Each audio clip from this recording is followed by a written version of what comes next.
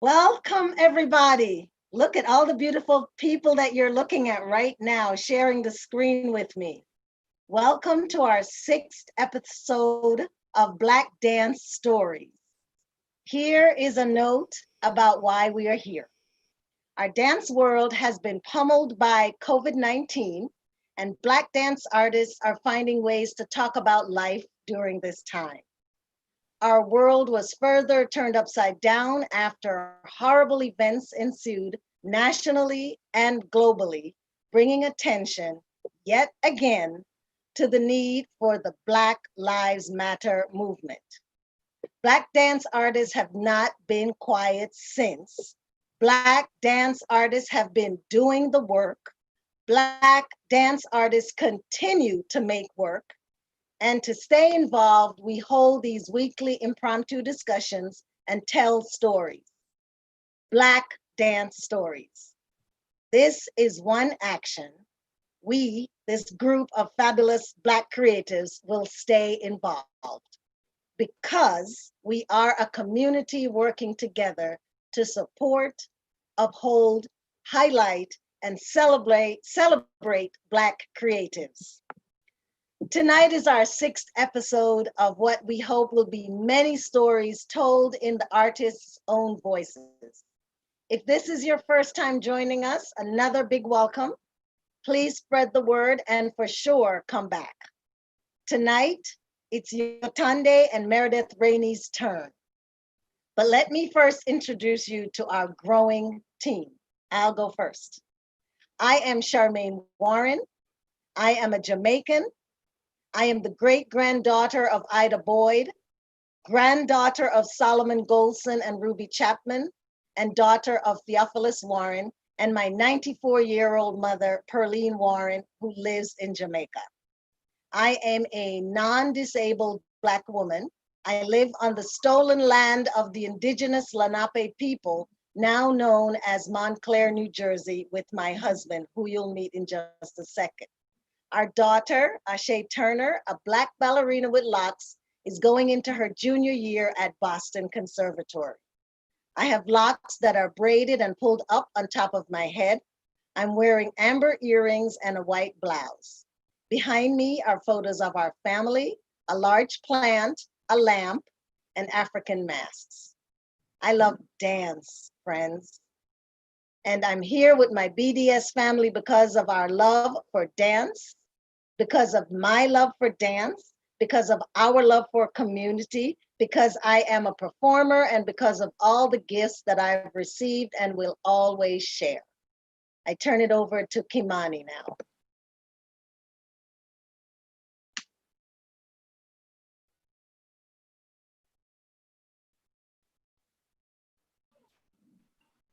Thank you, Charmaine. I am coming to you. I am Kimani Fallon, and I am coming to you from the village of Harlem on stolen Lenape land. I am a Black, non-disabled woman, and I live with my 9-year-old son. I am sitting in my dining room. I have a golden low-cut hairstyle, and I'm wearing my aunt's antique Navajo turquoise jewelry. So I am the granddaughter of Lucille Madison, recently transitioned at 104. I teach because of her. Daughter of Ronald Augustus Fallon, Jamaican warrior, and Anne Fallon, Renaissance woman. I dance because of them. My son, Tamayo, keeps me present, boy does he, with the fascination of a blossoming young visual artist. I now pass it over, ready, Charmaine, to the amazing Nick. We bow down. Hi, everyone. I'm Nick Hall. I am Haitian American. I was born in Brooklyn to Sheila and Curtins Hall. My family, including my sisters Isabella and Victoria, now live in Montclair, which is on stolen Lenape land. I'm currently in Holden, Maine, which is on the land of the Wabanaki Confederacy, the Penobscot and Abenaki people. I'm a recent graduate of the Fordham Ailey BFA program. I'm currently in a blue room wearing a gray hoodie. I'm also the digital media director for Black Dance Stories. And with that, I'm going to pass it on to Tony Turner.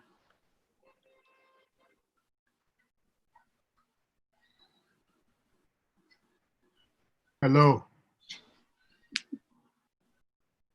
I'm Tony Turner. I'm the youngest son of Joy and Wanza Turner, father of Ashe and husband of the creative, bold, and talented Charmaine Warren. Whoop, whoop. I am sitting on the stolen land of the Lenape people, stained with the blood of my ancestors, stolen Africans. I am the graphic artist for Black Dance Stories and a staunch supporter of all the creativity that is happening. Ashe. And now I'm going to pass it on to Cynthia. Hello, everyone. My name is Cynthia Tate. I am the daughter of Walter Tate and Greta Shaw Tate. I am currently in Queens, New York on stolen Lenape land. I am the publicist for Black Dance Stories. So happy to be here and so happy to be a part of this group here. I am wearing a yellow shirt and I'm going to turn this over to Gabe. Hey guys, this is Gabriel. Sorry if you can't hear me. This is Gabriel de Coladenu. I am also on the stolen Lenape land in Brooklyn, New York. I am the son of William de Coladenu and Diane de Coladenu. I am the technical director for Black Dance Stories, and I'm helping out with the website and other technical infrastructure stuff. I'm wearing a gray shirt and I am outside, and I'm going to pass it on to Omega Davis.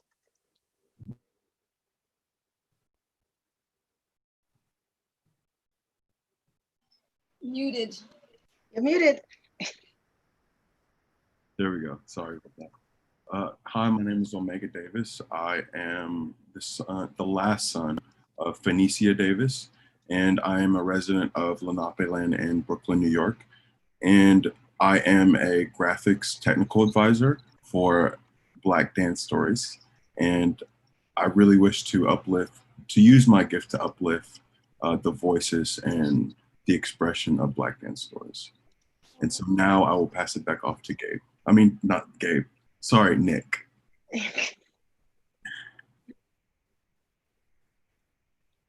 I'm going to pass it back over to Kimani. And I got it.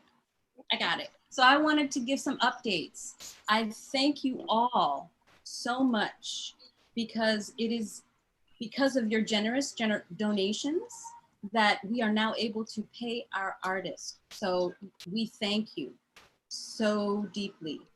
We are so grateful for your kind and generous giving. So please continue to give if you can. This is like seeing a show in the theater. Remember that?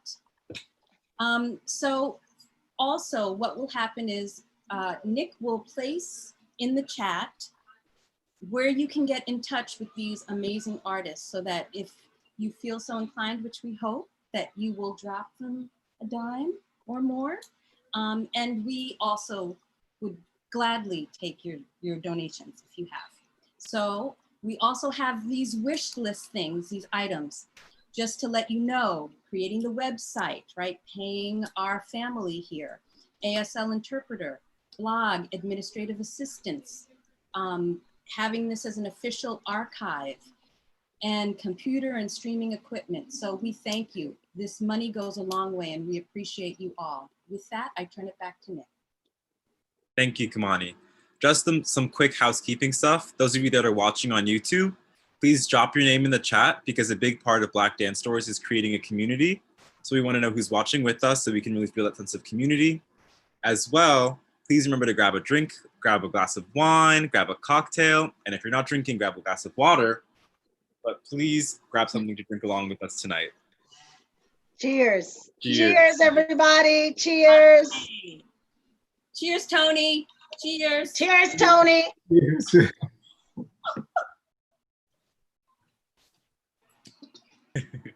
All right. We know why you're here. And goodbye to our team, but know that they're here always for support. We know why you're here, and we're so glad you're here. Thank you for being here with us. Thank you, thank you, thank you. Oh my gosh, I'm so happy to bring Yatande. Come on, Yatande. Come on in and say hello. Hi, darling.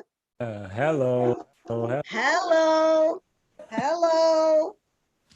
oh, all right, it begins. It sure does. I should- Thanks for saying yes. That's the first thing.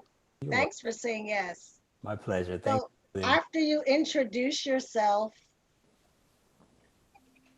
talk about something. Okay. All right. All right. I have notes. I'm going to use some notes to start just to ground myself. Um, all right. So I am so happy to be here. Thank you. Thank you. Thank you for the invitation. Thank you for the opportunity to share my story, some stories of my life as a Black dance maker. My name is Yatande Whitney Vern Hunter. That is my full name. I have other names. That's in development. Stay tuned. That's the name for now, Yatande. I am the child of many, but I am specifically the son of Sharon Shea Devereaux Hunter, Ibaye, rest in peace, and I, my father, Bobby Charles Brown, Ibaye, rest in peace. I am diasporan African. I prefer that title. Maybe I'll get into that later. Who knows? My pronouns are he, him, his, but I love very much the idea of they, which is takes into account the ancestors that are with me all the time, that I am a child of. I am living in Philadelphia, but Philadelphia, as we know, is stolen land from the Lenape people. I am living here with my partner, Jude Sandy, and my cat, Phoebe Hunter. My family is huge, and I am grateful for what they have done for me. All right, so those are my introductions. I'm sure, and cheers. and cheers. And I'm drinking, just so you all know, I am drinking rum barbancourt for us the English speakers. It's a Haitian rum. It's spicy. It's wonderful. I might get into that later. Anyway, Wait, did you take a sip? Okay. Cheers. already, so how this goes. Okay, so I'm going to start like this. That my dance story is really, really about two things. It's about those people who have supported my growth in life as a dancer, and it's about the resilience to be who I am. The way in which I have been supported in my life that has made me the dancer, the performer, the person that I am today. I'm going to jump around a little bit. It's not going to be linear. So I'm going to start at Howard University, 1991. I go to Howard University from Chicago, Illinois, and I meet many people. But there are two people in particular that I meet that, whew, gosh, it's happening already. Get in there first. Wait a minute, slow down. There are two people in particular that I have to acknowledge that that that really changed my life and set a course for me as a dancer. One, Sherelle Berryman Johnson. At that point, when I met her, Sherelle Berryman Miller, but she ultimately became Sherelle Berryman Johnson. Rest in peace, Ibaye. She was my mentor. She was my teacher. She was a gatekeeper. She was who introduced me and offered me an opportunity to learn about myself through dance. So that's Doc is how I called her. And then the other person is Baba Hassan Kante. Hassan Kante is the director of Conqueron West African Dance Company in Washington, D.C. He is one of my fathers on this earth.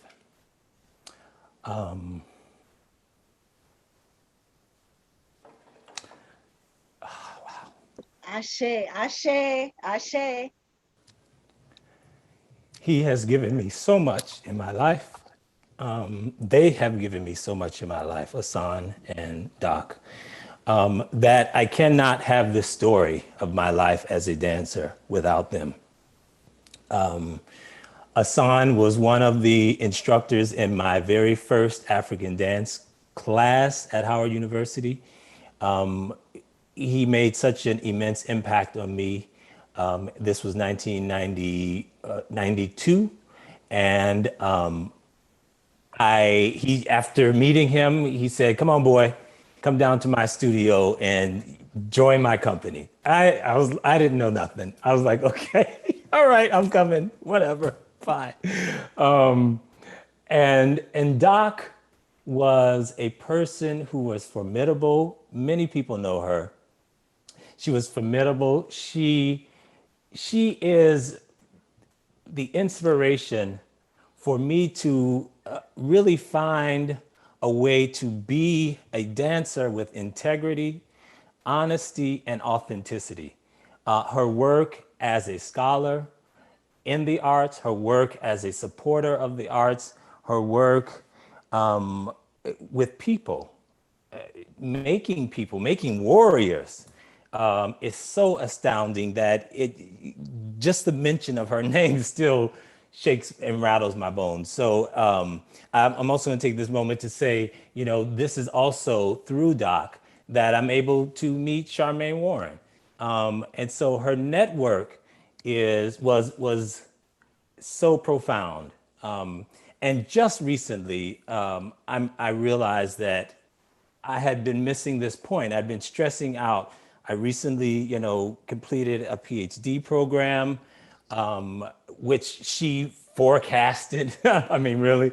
And so just the idea of who she had access to in terms of the luminaries of Black dance, the luminaries of American dance, who she had access to and allowed us access to, was such a wonderful gift that to this day, it is the foundation of my research. It is the work that I have committed myself to. That experience at Howard was amazing. I was there first as a film major. I came from Chicago after having just seen, Do the Right Thing, School Days. So, Spike Lee had inspired me. I was like, man, I'm going to film school. I'm going to a school like that school, in School Days. I don't want to be just like the main character, Lawrence Fishburne's character. I was like, I want to be like him. Some of that happened and then some of it didn't. I got there and I realized after probably a year and a half of being a filmmaker that filmmaking was difficult for me because it meant that I had to do everything with a team. There's very little you can do as a filmmaker by yourself. So you need this huge team to, get things done. I'm sure a lot of that has changed now, but so I was like, but I took a dance class through PE. At that time, it was still in PE. It hadn't formed as a dance major yet. And I didn't want to take any more badminton or tennis or any of that stuff. So I was like, can I take a dance class as my PE? And they were like, yeah, it's in PE. And that's when I took that African dance class. And that is what opened up the world for me. Meeting people, studying with people like Steve Rooks from Graham, Pat Thomas, Milton Myers, of course, Sam Lassane, Max Luna, all these wonderful people. Tally Beatty and Pearl Primus had just been there the year before I came. And Pearl, by when she came back to set a new piece, to make a piece, I wasn't in the piece. I could not do anything in that piece at that point. But she set a piece, and I was in the audience and watching that piece. And to this day, there was a friend of mine named Kira. Her name then was Kira Little. She's called Kira DaCosta now. I remember very vividly her barrel jumps. She had a raffia skirt on, and her part was, I believe she was a kind of shaman medicine woman. And she did these barrel turns that were incredible. And that seared an image in my head that I will never forget. And I think it was probably at that point that I decided, oh, I think this is what I'm to do. I think I'm to be a dancer. So that was like a monumental moment, pivotal moment for me. And then the next one that was sort of like the nail in the coffin, after having the class with Asan, seeing Conqueron perform in that next fall. And I remember my teacher who became my teacher in the company, my mentor, my mama in the company, Richie, I remember her coming out from upstage right on that diagonal with the doom doom ba and doing that. Oh my God. I was like, I at that time, I have to say, I was also a photography minor, and I was taking pictures at that time. And I still have the images of those pictures of that first show I ever saw Conqueron perform. That really was like, at that point, it was like I had my camera and I was just like, I think I might have to put this camera down because I think I want to do that thing that they're doing up there. But I stuck in with the camera for a while. I finished my minor, but dance grabbed me at that point. So that's where I became. That's really where I became a dancer. Where I decided, okay, I'm going to be a dancer. Now I'm going to jump way back to myself as a little boy. Myself as a little boy in a big family. I was for a long time the youngest grandchild because I am from a matriarchal family, without a doubt. My grandmother, Ibae Inez Wright Hunter, she was the grandma. We called her Nami. Nami was connected. She could know. I remember being in stores, Zare. We had this store called Zare, which is kind of like a Walmart or a Target. And I would be there with my mother shopping for whatever. And we'd get a call from the intercom. Sharon Hunter, please report to customer service. You have a call. And it would be like my grandmother, be Nami, like calling, Sharon, where are you, girl? You better come and visit me. It's like, how did she always know? She was blind.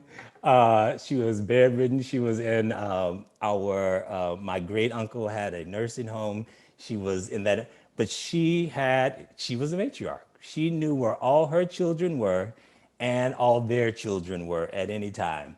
And so that's the kind of family I grew up in, a big family that we lived together, like cousins, uncles, aunts, we lived together. And I remember being a young boy, and when I opened and talking about, that my dance career, my dance life is because of the people who supported me, what I'm talking about is this idea that as a little boy, running around performing, giving shows, setting up people in the basement of the house and, looking down and say, okay, y'all ready? I'll be down. Just hold up. I'll be right down. Okay. Go and get my costume on, like I got this. I didn't say what I have on, but, I have this white head wrap on, which, has developed, but it's basically the same. That's what I used to do. I would put something on, like when you're a little boy, a little queer boy growing up, trying to figure out who you are, bombarded with whiteness and all of that, TV shows that are all like beautiful white men, beautiful white women. And that stuff goes and it embeds itself into your psyche. And so some of your first sort of presentations of yourself is a kind of reflection of that idea. And so I remember very specifically like putting scarves on, my waist, and putting t-shirts or towels or something on my head, the long white lady hair kind of deal, right? And then running downstairs, and I don't know what I used to do, but I would go and present myself, ta-da, or something. And I asked my brother years later, like as a full grown man, adult, like, what did I used to do? Because he's 10 years older than me. Like, what was it? He's like, boy, I don't know what you used to do. You just used to tell us to go and wait and watch. And they would be, and at that moment, I realized that they were supporting me. They were affirming me as a person, my identity that I was developing, because I don't remember any instances where I was shunned or made to feel less for doing that. Now, that's not to say that I wasn't called all kind of names, like I was the darkest, grandchild or whatever. So I was, tar baby. I got that as a boy. I got, my hair, nappy hair. I got faggot, all of that stuff,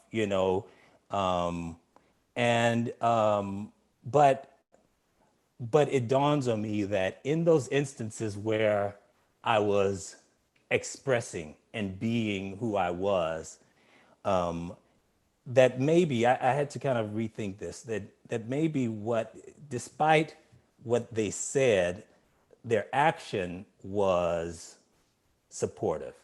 And so I had to deal with that a little bit, like, maybe am I being too hard on them? Maybe I didn't understand. I had to contextualize, I guess, that hurt in a way, or maybe they were trying to figure out what to do with me, how to help me. I don't know. This is a process that I'm still kind of, digging into. What are these things that make you who you are? And, if it's hurt, do you hold on to how do you honor that and not just see it as hurt or trauma, but how do you translate all of that and see it in a different way, perhaps, if only to find a peace in your soul, in my heart, So there was that. And, my favorite superhero as a boy was, Wonder Woman. But knowing that in the societal norms of our world, I couldn't run around saying Wonder Woman, so I had to be Wonder Boy, because I knew that she had some fierce power that I wanted. But I was like, okay, the negotiation here then is I'm going to be Wonder. But okay, if I have to be Wonder Boy, all right, I'll be Wonder Boy. But I bring all of that up to say that that those are really my formative years of being a performer, of being a dancer. Someone asked me, an interviewer asked me some years ago when I was presenting a piece, like, what are your formative years? Did you go to dance class?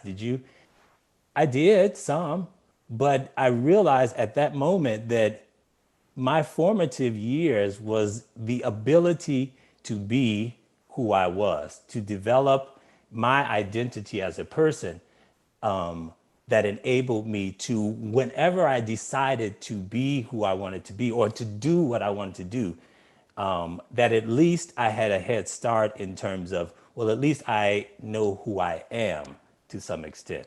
And that has been really useful for me, because I realized that a lot of that performing that I did ultimately comes back. It never goes anywhere. And I think it is less about, look at me here I am, I want attention. It's less about that and more really about, maybe I think in some way it's about testing the waters, testing and see what the boundaries are, how far I can push. But it's also about cultivating an identity, cultivating a selfhood, a personhood that is really important as a performer, and immensely important, I would say, as a Black dance artist or artist of African descent, however you want to use it, however you want to place it, because there is so much to come up against, so much that will try to undermine you as an artist that happens to be in, I love how Stephanie said it, melanated skin, heavily, in my case, heavily melanated skin, it's like, there's so much that you have to carry with you, that if you have had a sense of community, a sense of self, if you have cultivated that, then it helps. It helps you understand that, one, you're not alone. Two, that if you're fortunate to have a community, a family that is in support of you, that there's always a place that you can go back to touch down and know that you can be who you are. One thing that I love, I often say to my partner and to other people who I talk to a lot, that one thing that's really important to me is the ability. I always honor and respect those, big, huge artists of the world, and their identities, their personas are so big. But then when you get a glimpse of what they're like with their family, and they're just like regular people, Yeah. go, fold right back into the family. It's like, oh, they're real people. They're real people who have stayed connected to their families, stay connected to their roots.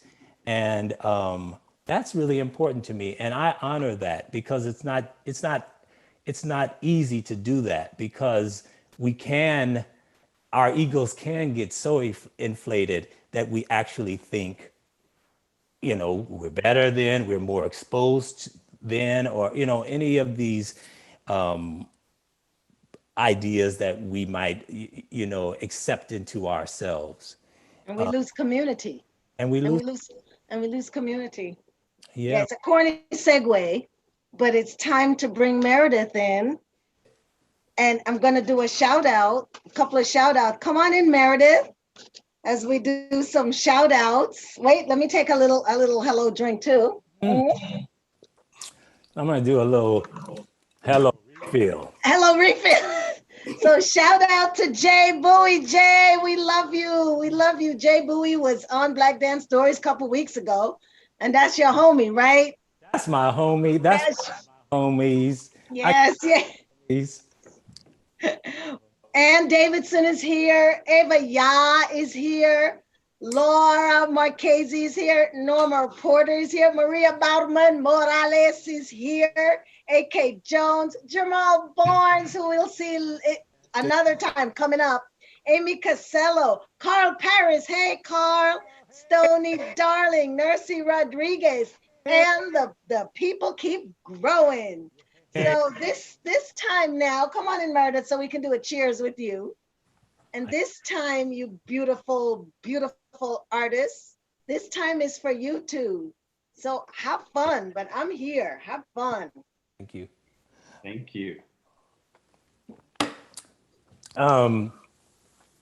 So I did some research, Meredith, because I was like, I want to know who I'm up in here with.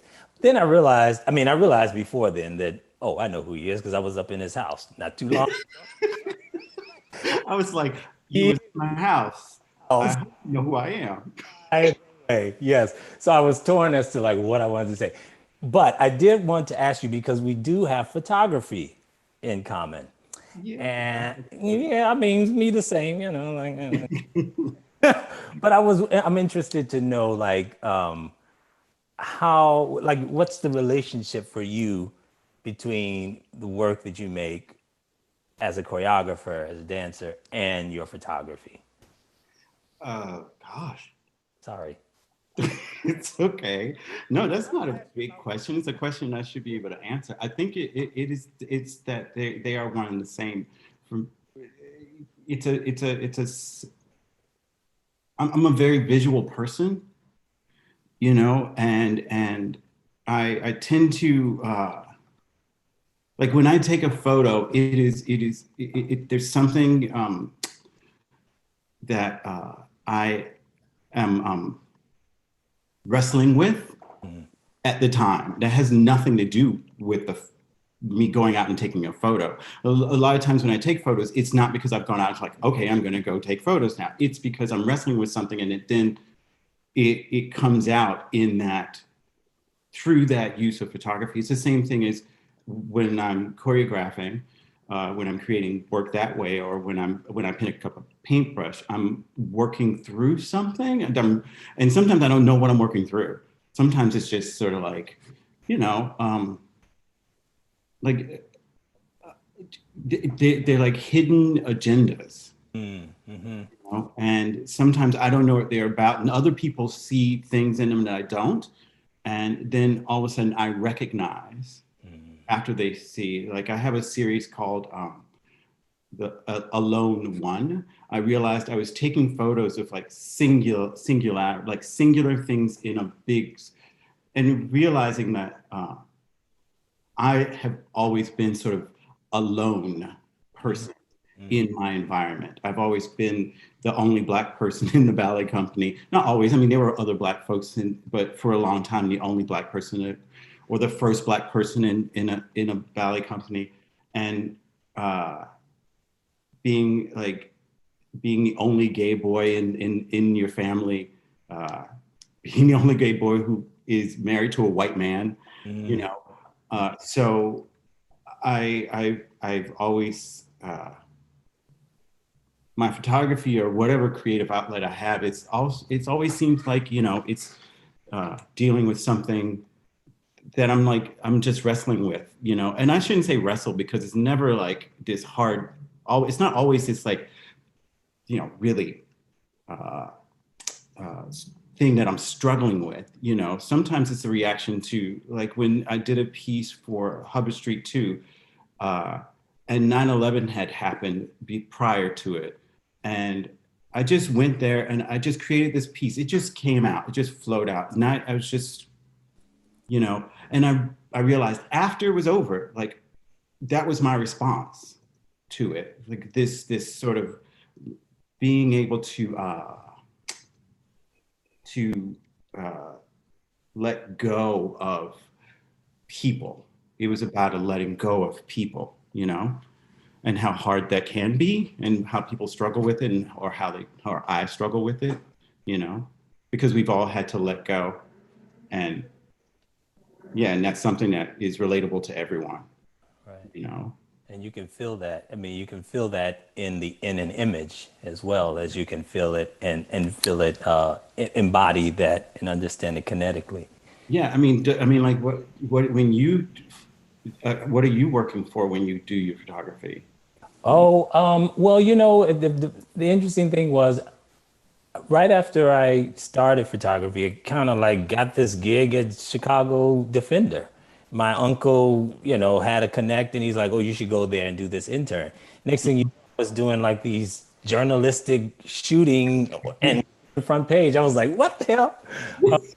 But it dawned on me that, as I think about it, that I guess I've always been interested in showing a kind of showing life. I'm interested in the documentary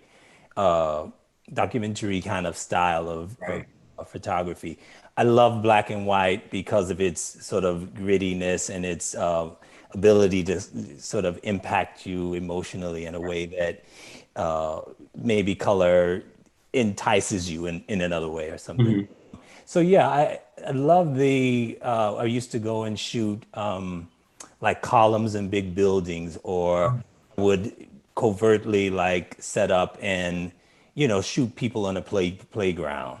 Because I just was interested in like people just being who they are and doing what they do. And so, yeah, I ultimately, giving it up because the muse of dance said, well, you better make a choice. And I couldn't. You have to make a choice though? I don't think you have to make a choice. I was a student, I had to.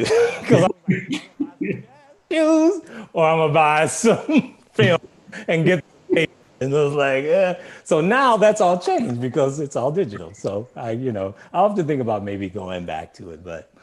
It's always good to have, like, I find that when I'm looking or working in a different medium, painting or photography,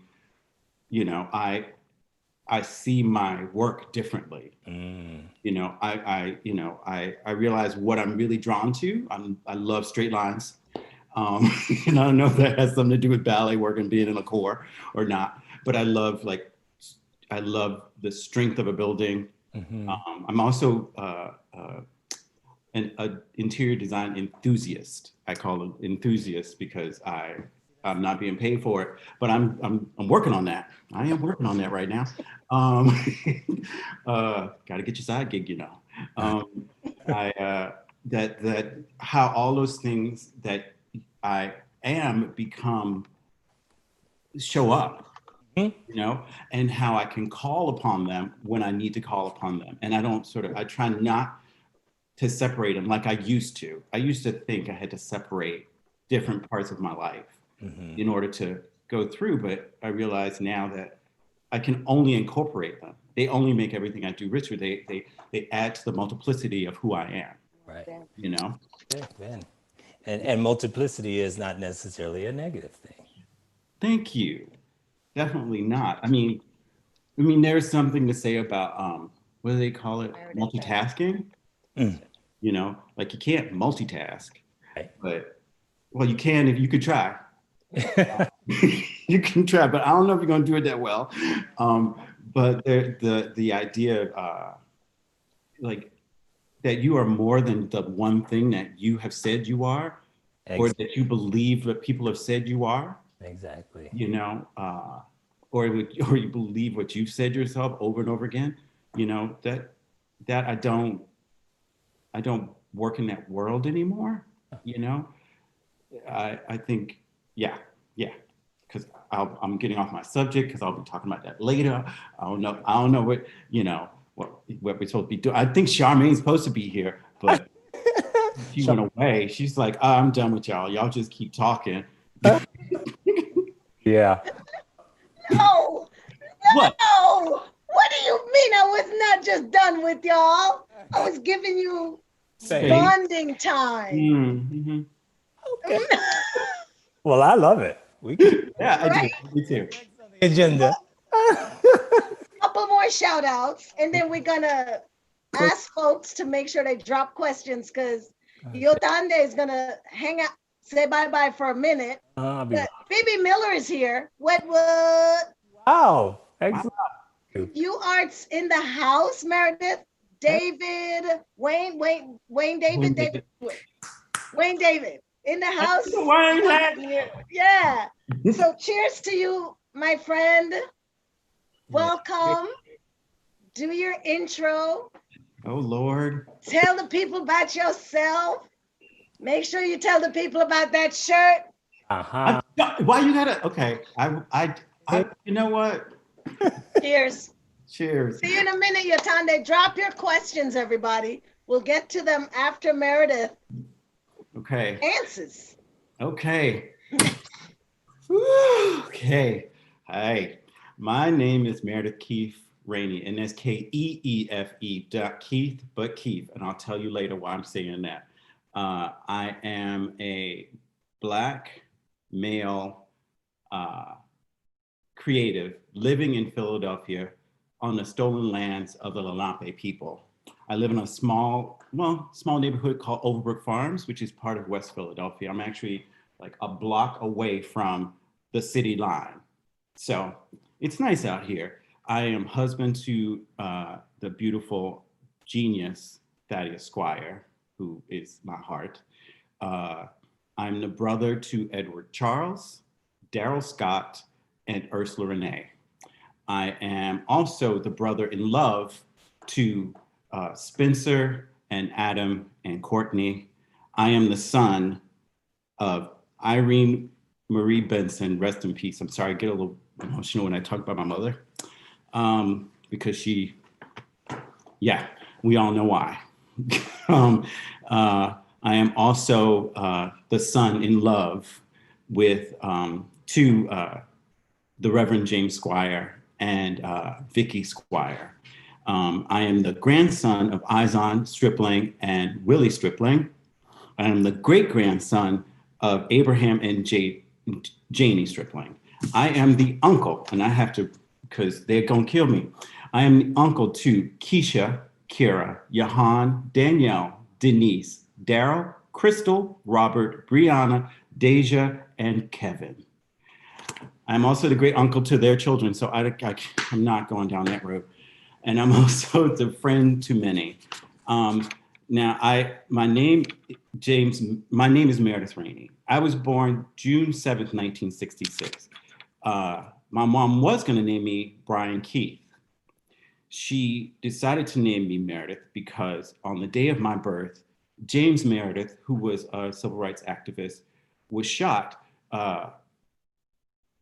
at the beginning, the second day of his march, which was called a March Against Fear. And he was marching from, where was it? Memphis, Tennessee to Jackson, Mississippi. And it was he invited only African-American men to join him on his march. And he started it as a solo march. And on the second day, he was shot. He did recover and he did finish the march. And at that point, it was the largest march at that point in Mississippi, I believe, with 3,000 people who attended. He was the first, he integrated the first Black man to be in the University of Mississippi. So I take my name, my mom gave me his name when I was born. And here's the story of why I say Keith, because my whole family never called me Meredith, right? They called me Keith. And I didn't find out my first name until I was in, I don't know, second or third grade, when the teacher said, she was calling out names and she didn't call my name. She called some girl's name Meredith Rainey. And I thought, well, I'm in the wrong class. So I went home and I said, my mom asked me how was school. And I said, it was okay, but it's weird. I think I'm in the wrong homeroom. They didn't call my name. They called some girl named Meredith, but I'm not, and she's like, that's you. And I then at that point fell to the floor, like crying, yeah, and she said, and she didn't tell me the story of why she named me Meredith. And I was like, that's great, but you could have named me James. You didn't name me, but now I love my name. I love, and I make sure people say my name correctly, because I did have problems with that in school where people would try to make fun of it, and I would make sure they said my name correctly because of that fact. Now, I told you where I am. I am in Philadelphia in my new studio office. I am wearing a blue and gold dashiki that was gifted to me by the loving and generous and caring Charmaine Warren. She gave this as a gift for my graduating from the University of Arts with an MFA in dance. I was in the first cohort there, and it was an amazing journey. Also behind me is a blue and white mudcloth coat that she also made me buy when we went to IABD. She got everybody, she made me put it on and made everybody look at me and say, don't he look fierce? He need to get that. And I was just like, okay, fine. And then I ended up buying it. And I only wear these things on special occasions because they mean so much to me and I don't want anything to happen to them. So of course I'm wearing this. So now I am done with that, my introduction. And I don't know if I mean, I have lots of stories. I have not too many stories. I have a lot of stories, but I think what I wanted to, when you asked, first when you wrote and said you were going to do this, and I was like, yes, I will do it. I definitely want to do this. I'm going to do this. And then you're like, you're going to be on. And I was like, yeah, wait a minute. I'm going to be what? I got to do what? And then I'm watching these brilliant people speak. These brilliant people bring I'm learning so much, and feeling so much. And I'm trying, and like, for me, I have this thing, and it has to do with being in the ballet, of judging, and that's basically what my story is about, is like this idea of judgment, how I automatically judge, and I know everyone judges. Even the people who say they don't judge, they judging you for judging, So, hey, we all judge. I mean, that's kind of how it is. But when you judge yourself too harshly, that can be a problem. And while I was dancing in the ballet, in the ballet, I believed that that everything I got, that was what I deserved. I know now that was some bullshit. Excuse my language. Because I think, we're programmed, we're indoctrinated, in the ballet world. When you're there, your focus is so singular. You live in a bubble, or at least I should speak for myself. I lived in a bubble. And the reason for it is because there was only me there. I wanted my job. I wanted to do this thing I did. And I had to focus, right? And so that leaves very little room for self-reflection at times, And now that I'm not there, I have enough time to self-reflect and realize some of the things that weren't so good, and some of the things that, were amazing. I love the rigor of the practice of ballet. I love the connection of my body and trying to perfect certain things. I think it's along the lines of my love of photography and the love of strong lines and knowing where you're at, and I think it also is centered in like my upbringing. I was brought up poor. We were on government assistance. We got the big block of cheese every month, which, believe it or not, was fierce. I love that cheese, give me some more of that cheese. But like that idea of never knowing where you were. I mean, as a child, my mom made the best, and she did. The one thing that I can say about my childhood and my mother is that she knew how to make us laugh, and she loved us like past the moon. She just did. And so I'd never went unloved, but it was not a secure upbringing. We moved when we got evicted once. I came home from school and there was all of our stuff on the lawn. So I think I gravitated to ballet, and I gravitate to very strong in like, this is how it is, because I need the stability, right? I don't need more. I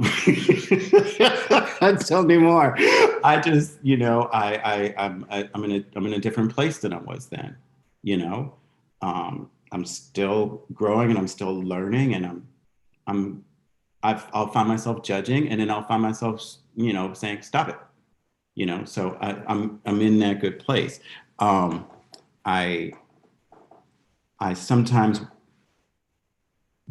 wonder about my other family, my Black family in ballet, because we are still few and far between. And I feel like, I mean, I keep saying we, and I should be talking about myself, that it feels like sometimes that I'm sitting between worlds, like 3 different worlds. You know, there is the Black dance world, which I'm not a part of because I'm in a white centered discipline, right? And it's not that we aren't invited in, it's that it feels foreign, or I don't know, it's sort of like going to a party and you don't know nobody. You know what I mean? Like I don't know these people. I don't know what to do. And you don't know what to do. But what I've found, and this was the first year I went to IABD, in Philadelphia.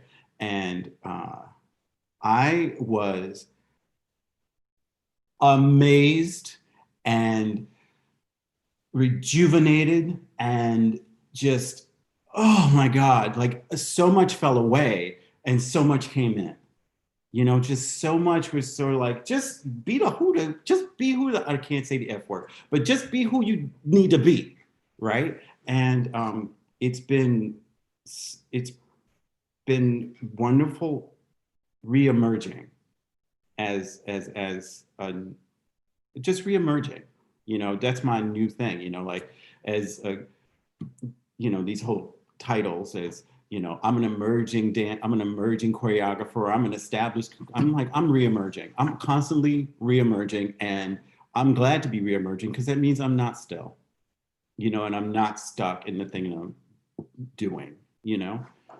Am I rambling? Oh my God, I don't know what's going on. I don't know what's going on. Let me check my notes. I'm gonna, you know what? I'm gonna do what Jay Bowie did. He did like this.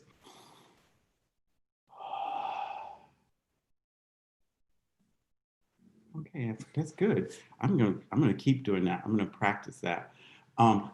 That's something that came up that I thought about or have been thinking about that Yatande sort of touched on, was performing, and this idea of performing on stage as opposed, for me, performing on stage as opposed to performing life. You know, there's no difference to me. You know, like when there's makeup and stuff on stage, which, you know, is fierce. When I beat my face, honey, I look amazing. You have to meet Godiva someday. I can't believe I actually just said that. Some of my friends will know what I'm talking about. But anyway, this idea that this authentic self that I have is not performative, I think is not a good thing to think. I'm just like, we're constantly, maybe we shouldn't use the word performative, and maybe we should use the word practicing life. You know, I'm practicing who I want to be. And so I have to perform that to practice it, you know? I have to perform being a good person to be a good person. I have to practice being kind to myself and perform kindness on myself to do it. So there's bad performance in, everywhere. You know, there are bad actors everywhere. And so you have to practice being a good actor in life and on stage. So I don't think there's anything wrong with that. And when I teach, which I do love to do, that it is a performance. And the performance is to teach, right? The performance is to give. I do it to get young dancers or young minds or young creatives to understand that there's more to you than what we could ever tell you. More to you than that. You're here to learn for yourself who you are, not anything I'm going to tell you. You know, I often tell people it doesn't matter what school you go to, it's what you do with what you're learning. You can go, you can be anywhere and be amazing. Like Marjani, who you had on, blew my, like, I was just like, okay. And she was talking about going to grad school. I was like, for what? You could teach us. You could have, and I would have still been like, huh? What? Just where you are and who you are don't get me wrong, going to grad school was amazing because I think, and this is Tommy DeFrance taught me this. He said to me, it's for you to learn who you are, right? And when I was in the ballet world, I didn't get a chance to learn who I was. I was doing ballets, you know. And they weren't really choreographed. I think I did The River, right? Oh no, I did a piece by Rennie Harris, and you had Rennie on the other day, and I'm gonna call him out because Rennie, remember this, you made me a tree, and I'm always gonna remember that you made me a tree. But it's okay, it's all good. We still good. I love you. Yeah. Anyway, but it's out there in YouTube world to remember. I'm not gonna let him live that down.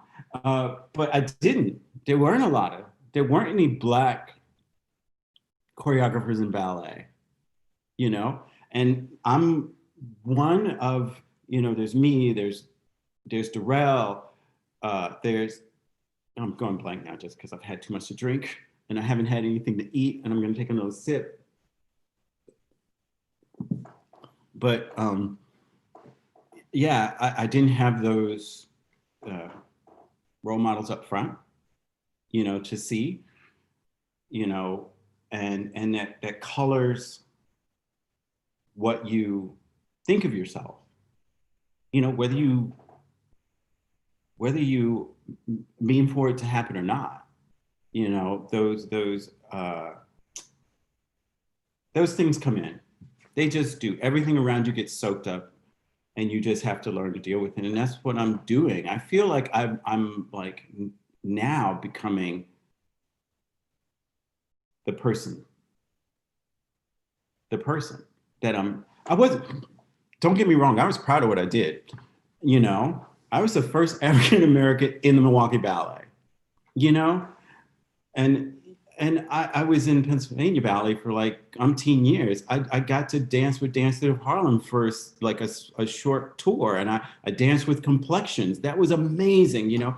And like one of the biggest things that ever happened was I actually got to dance on stage with Alvin Ailey Company. I was like, they did The River and I got to do Spring. And I was just like, I can't believe I'm on stage with them. I don't know what to do. And, you know, Miss Judith Jameson was in the audience, and I was just like in rehearsal, and I was just like, oh my God, I don't know what to do, you know. And I don't freak out over people. Like somebody, like I don't freak out over stars. I don't. Judith Jameson, I was just like, nothing could come out, you know. Like she's just bigger than life when she's standing there. Anyway, I digress. What else did I want to talk about? Let me look at my notes. Oh, questioning. And I think it's something that I do, is I question a lot. I can't help but question because it's what helps me to get out.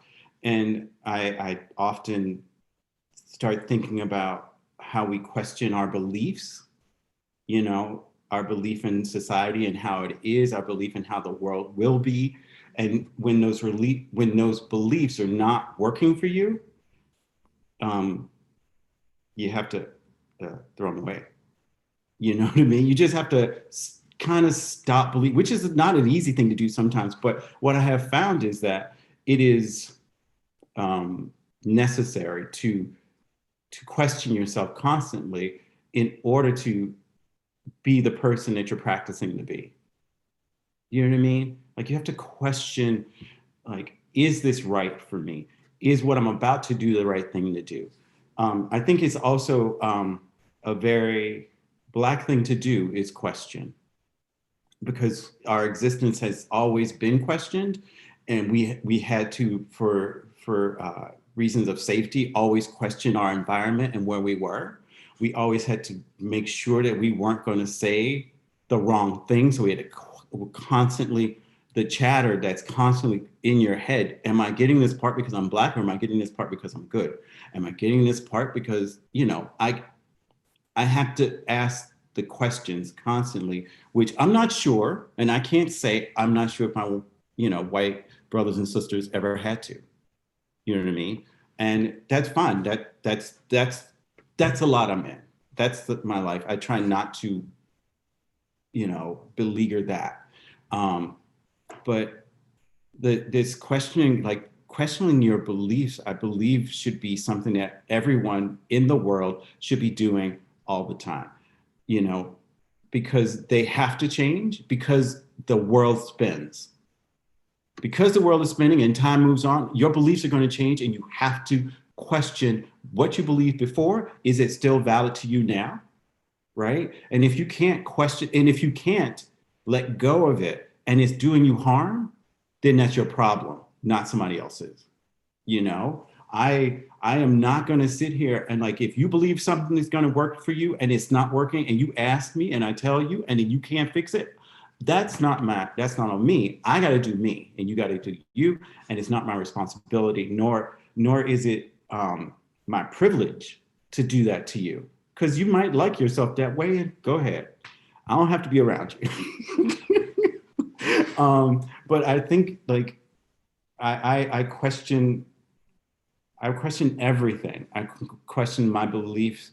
I mean, I've had to question my beliefs about myself and my own race. I've had to question my beliefs about everything. And when beliefs don't help you anymore, you have to let go. I had this one stupid belief that, and it stemmed from this saying, jack of all trades, master of none, right? And so I thought, if I'm a jack of all trades, if I do more than one thing, I won't be good at this one thing that I'm trying to do.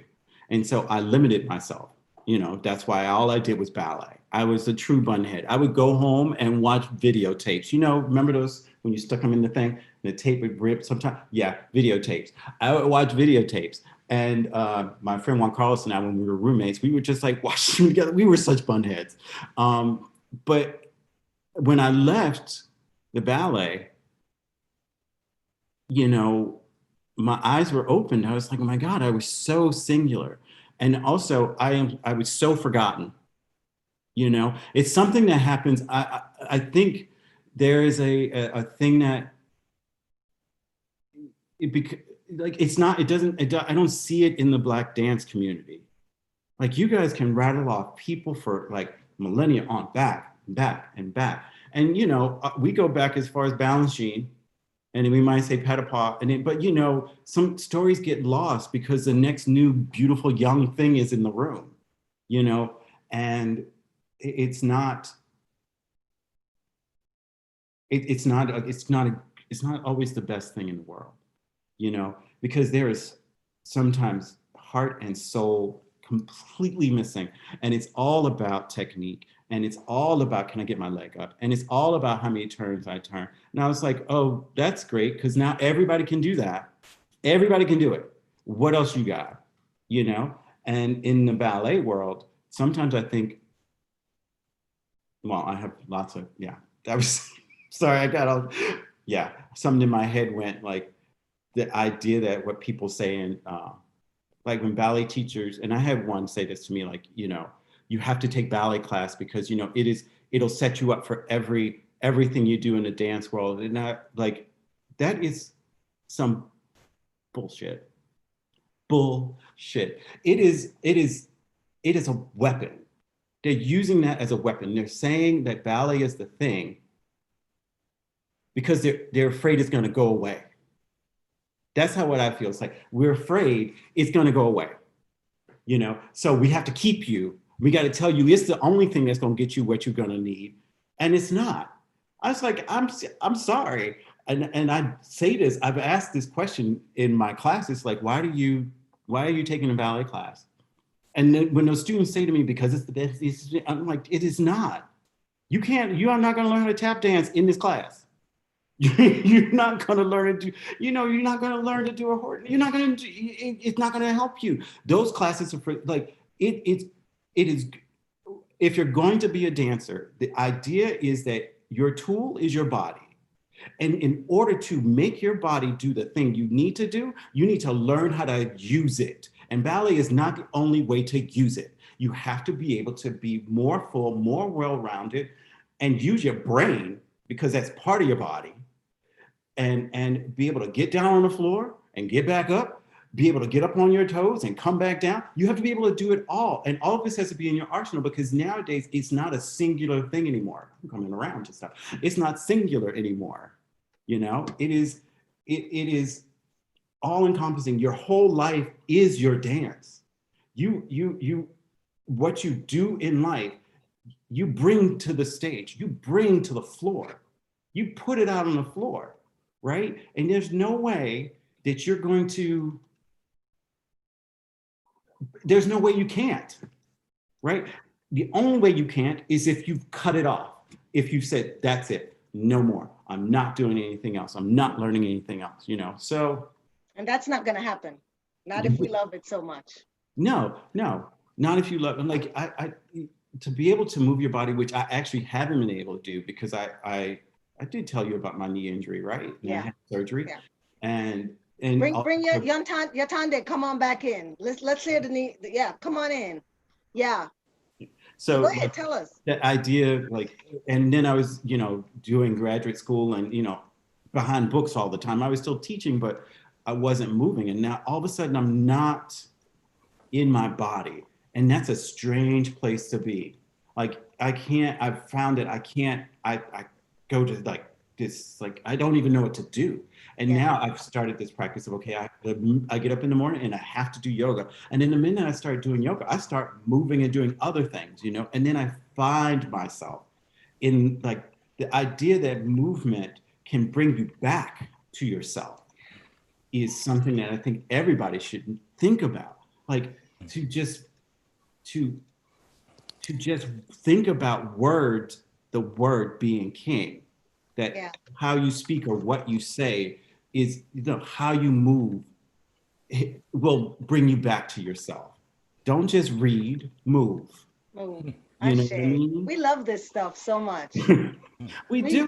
We do. I want to give some more shout outs. Wait, cheers. Oh, cheers to you. Cheers to Yatande. Yatande, we're back. Are you refilling? See? Philly in the house.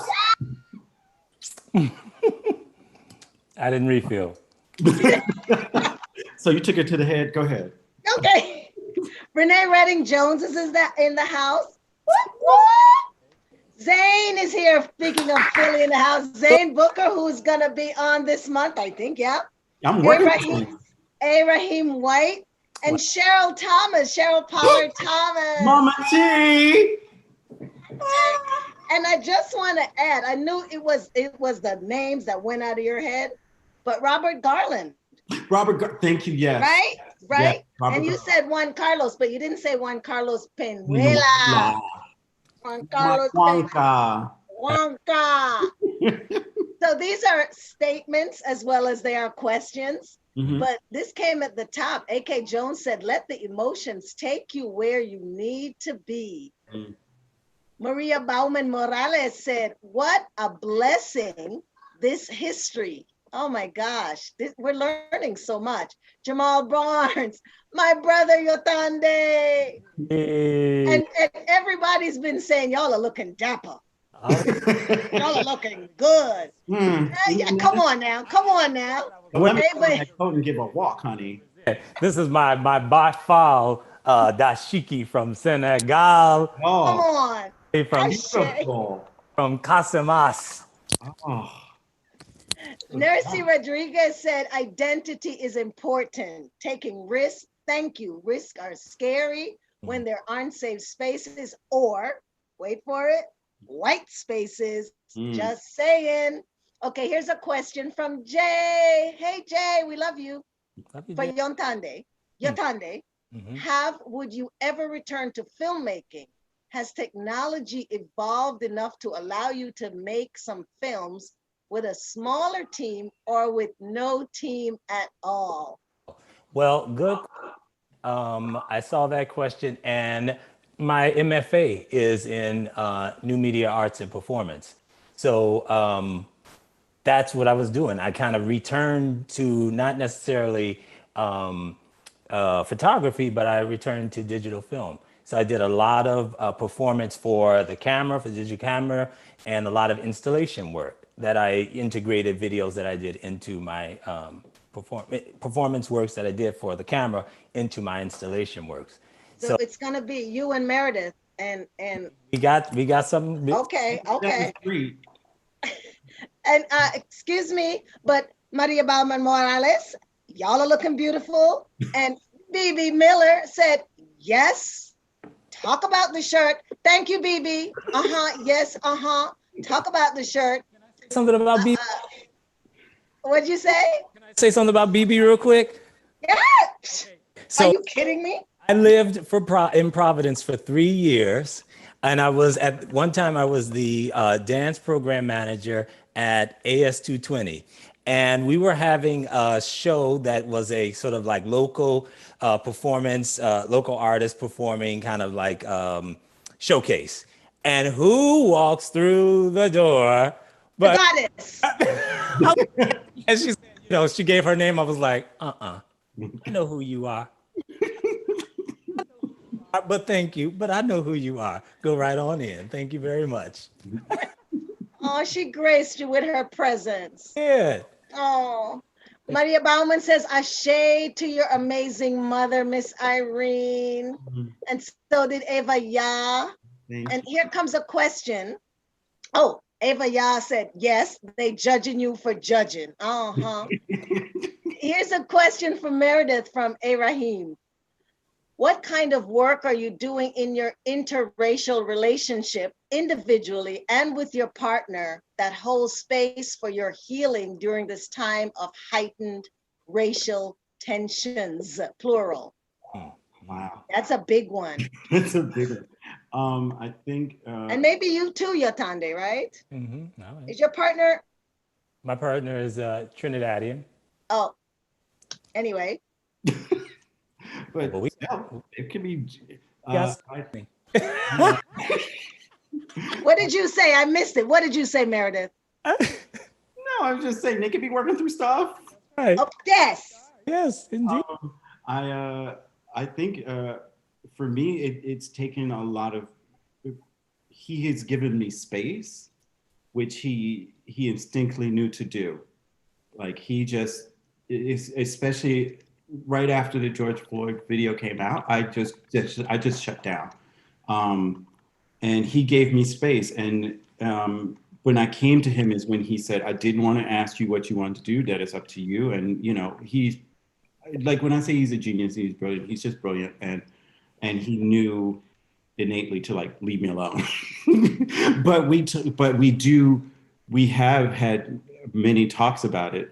We have a mutual friend, Damon, who works at the PMA, Philadelphia Museum of Art. And he is actually, I believe, the only Black man in the senior staff. I'm sorry, I don't know Damon's last name. I just know him as Damon.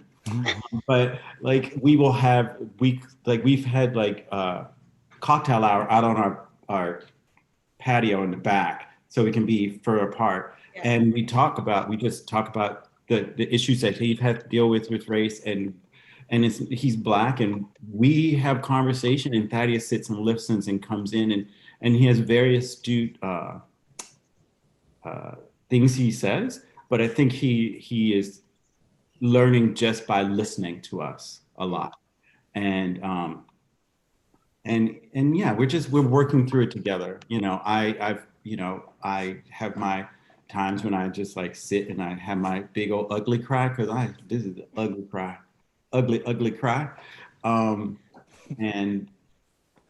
then I collect myself and then I go back out, So he's just been there for me and I'm there for him when he needs me, That's how we work it through. We talk a lot. I'm quite the let's talk through our feelings. No, like you feel the same way. You feel a certain way. I know you do because you ain't said nothing, And I feel bad for him sometimes because I think he's like, oh my God, I am fine. I'm fine, So anyway, that's how I answer that question. Yeah. This is from Nercy Rodriguez. Wait, did you want to say something? I was going to say that, my partner, as I said, is Trinidadian.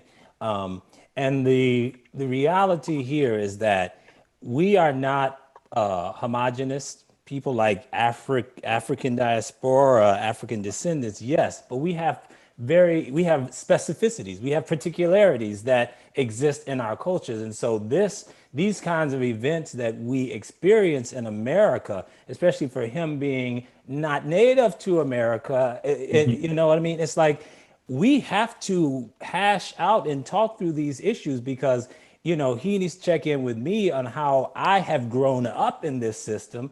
And I have to check in with him to see how he's doing in this system. Right.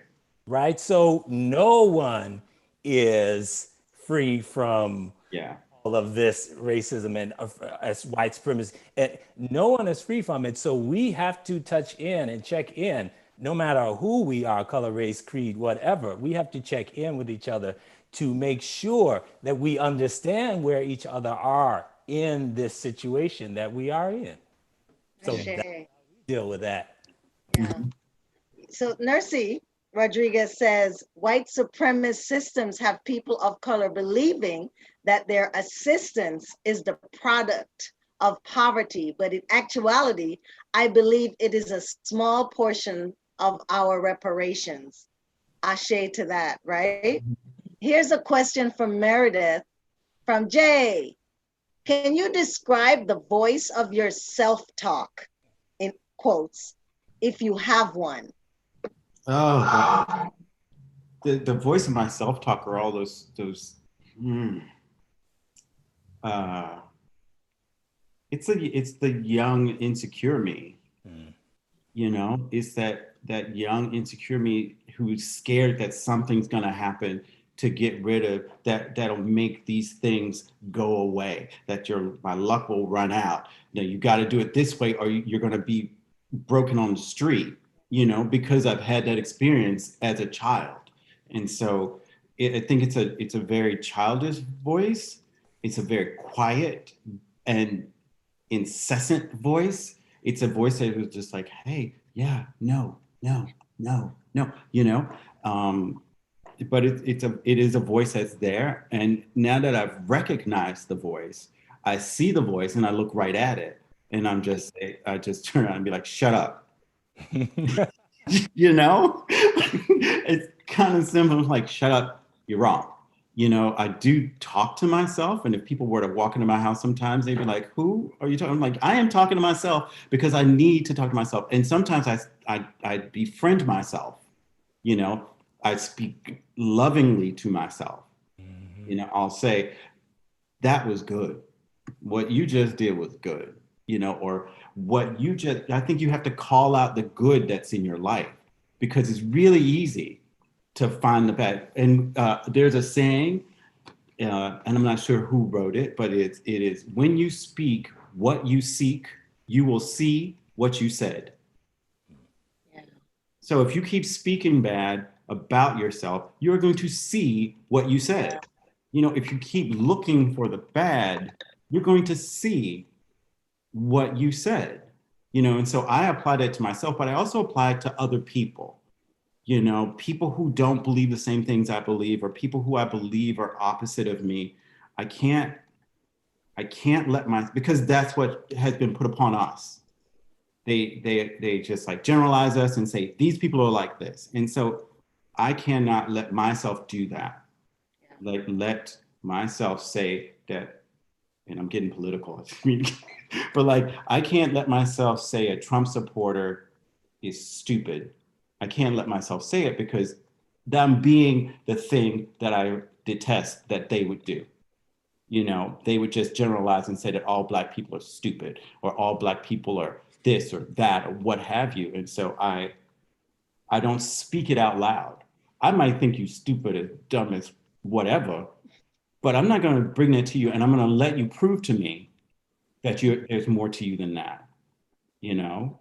And I think sometimes and especially now, we don't give people a chance to prove themselves after one mistake, you know? And I think we should give people chances to prove themselves. Like, I give you 3 chances. That's my rule. You get 3 chances. After 3, I don't have to worry about you no more. The thing is, I don't have to worry about you in the first place. Yeah. You know, and if I didn't care, I wouldn't. You know what I mean? But well, you know, I can say something about that. Go There is a fine line between giving a chance, Right. knowing the histories that we have been, knowing the history of abuse and oppression that we have suffered. Right. This is not necessarily to contest your point, but what I'm saying is we just have to know that giving a chance, that one's humanity may not be the issue, because if we do not have a standard, if we have not cultivated for ourselves a place of understanding of who we are, and we have lived in a system that has told us otherwise, that we are less than who we are, then this idea of giving a chance will only always backfire, because we have been programmed to accept what it is that they think of us. You understand what I mean? So like, if we're not having this kind of reinforcement, this affirmation, this sort of affirming of ourselves, our community affirming us, then there's no way for us to operate outside of a system that we have been brought up in. So like, you know what I mean? So like, giving the chance, I don't want to keep giving a chance to people who have historically kicked my ass. Sorry. You know what I mean? It's just I understand what you're saying. about who I give a chance to. But you know. Yeah, I mean, I'm not saying I don't mean to say that that they just get carte blanche, that everybody just gets a chance. I'm not saying that. I'm just saying that when given the choice for myself, when I'm given the choice, I will let you prove to me that you're an ass first before I write you off. Because I can, you know, I can, because I have been an ass to people before. I have said the wrong thing, not meaning to, or because I've thrown the stone. You know what I mean? I can't. I mean, unless I'm not going to listen to you if you just a raging maniac. I'm not going to give you a chance then. No. But if someone's close to me and says something wrong, you know, I'm going to give you a chance. I'm going to let you make amends. Have your say, yeah, right. You know, and I mean, and I'm not talking, I'm not, I mean, maybe I shouldn't have brought up a Trump person, and maybe I shouldn't have talked, you know, and maybe I shouldn't have made it such a wide, people I'm thinking about giving chances to. I'm thinking about people who are in my, like, here, you know, because I do know people who did, and I did not speak to them and haven't, and I'm not sure if I ever will, you know, because, you know, I don't know how to speak with them now.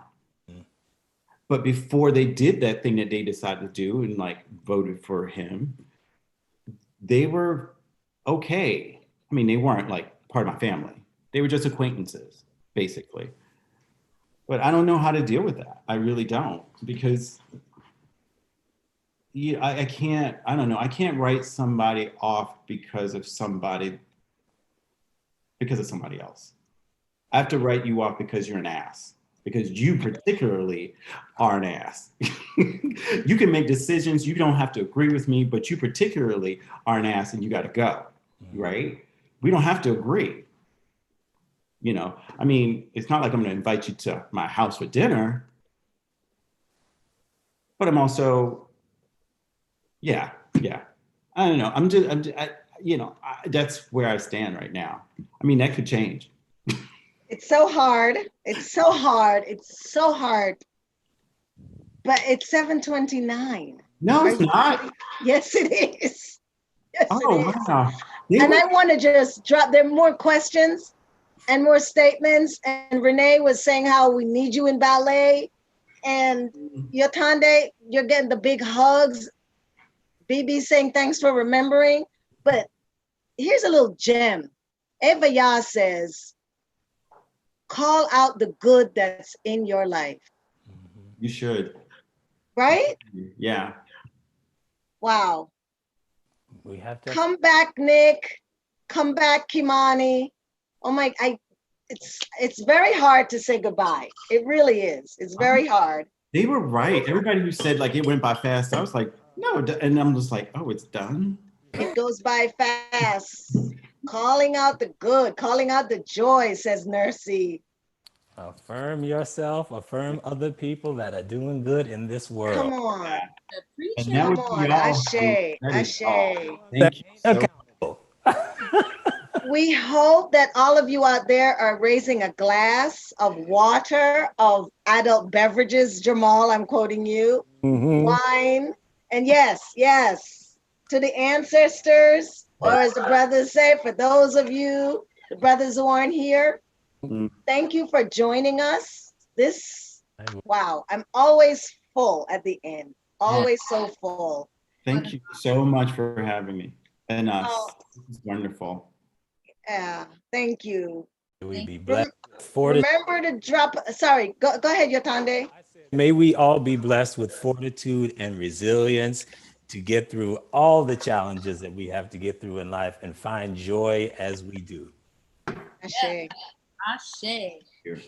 And next week, who do we have, Charmaine? Next week is Raja Feather Kelly and Sydney Mosley. Whoop, whoop. Whoop, whoop. Please drop a dime. Find us, you know how to. Nick, where's Nick? He's here. Right here. Oh, of course, I don't have the thing on. I'm so smart. Hi, Nick. You have something to tell the people? Oh, please go to our Venmo. You can find it in our Instagram bio with our link tree. Our Venmo is also at Black Dance Stories, the same as our Instagram handle. Like Charmaine said, drop a dime, support the family. Yeah, support the family. Yeah. Thanks, y'all. See you next week. See you next week. Spread the word, spread the joy. Thank you. Cheers. Cheers. Thank you so much. Peace. Woo. Oh my God.